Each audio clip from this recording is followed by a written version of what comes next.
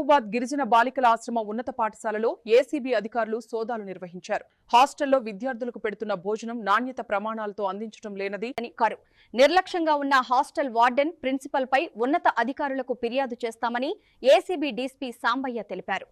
ఈ రోజు tribal welfare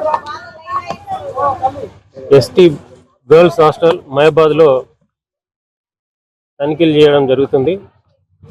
గత కొన్ని రోజులుగా హాస్టల్లో గవర్నమెంట్ నుండి రిలీజ్ అయినటువంటి మెటీరియల్ ఫుడ్ సరిగా అందించట్లేదన్న కొన్ని ఆరోపణలు రావడంతో ఈరోజు ఆకస్మిక తనిఖీ చేసినాము. ఇక్కడ ఈ తనిఖీల్లో ప్రస్తుతానికి జీసీసీ నుండి తీసుకొచ్చినటువంటి సరుకులు స్టాక్ మెయింటైన్ చేయట్లేదు. అలాగే పిల్లలకి ఇవ్వాల్సినటువంటి కాస్మెటిక్స్ కూడా వారికి ఇవ్వట్లేదు.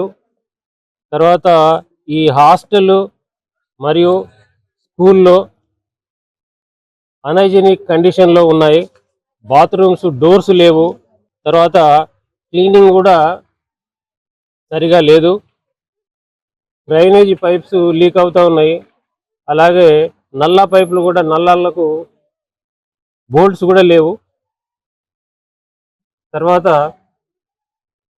మెనూ ప్రకారం కూడా వాళ్ళకు పిల్లలకు భోజనం పెట్టట్లేదు అన్నట్టు తెలుస్తున్నది.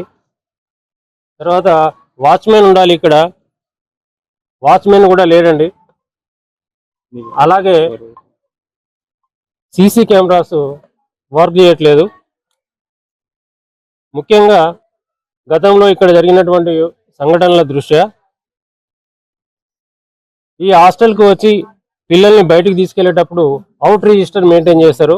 ఆ అవుట్ రిజిస్టర్లో ఎవరు తీసుకెళ్తున్నారు, వాళ్ళ రిలేషన్ ఏంటి అని క్లియర్గా రాయాలి.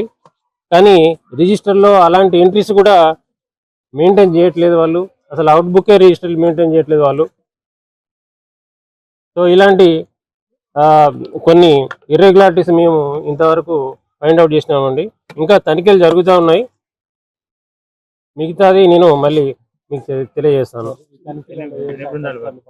ఏంటండి,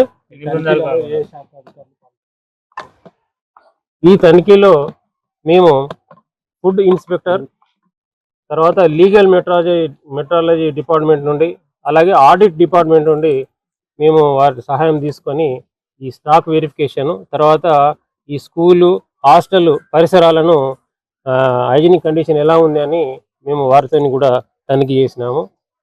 ఇంకొకటి జీసీసీ నుండి వచ్చినటువంటి మెటీరియల్ కూడా పప్పు, తర్వాత నూనె, చింతపండు, పసుపు, కారం ఇవన్నీ కూడా శాంపిల్స్ తీసుకుంటున్నాము. అది ఎలాంటి పరిస్థితిలో ఉన్నాయి, ఏమైనా కంటామినేషన్ అయినాయా అన్న కోణంలో కూడా మేము వాటిని సీజ్ చేస్తున్నాము.